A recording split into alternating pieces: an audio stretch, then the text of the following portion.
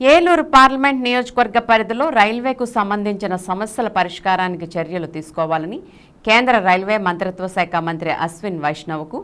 MP పుట్ట మహేష్ కుమార్ విజ్ఞప్తి చేశారు. ఈ మేరకు ఢిల్లీ రైల్ భవన్లో మంగళవారం జరిగిన సమావేశం సందర్భంగా ఎంపీ మహేష్ కుమార్ మంత్రికి వినతిపత్రం అందజేశారు. 2 తెలుగు రాష్ట్రాలను కలుపుతూ గుడివాడ జంక్షన్ నూజివీడు మధిర మీదుగా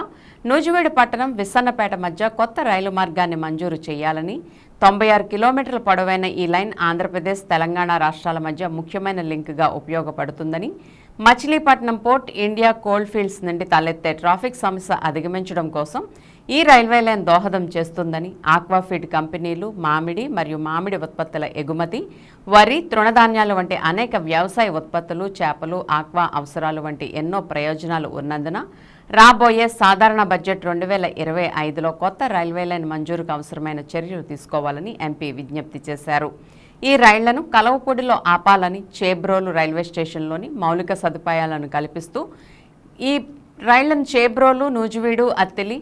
కలవపూడి వద్ద హాల్ట్ అందించాలని ఎంపీ పుట్ట మహేష్ కుమార్ మంత్రిని కోరారు.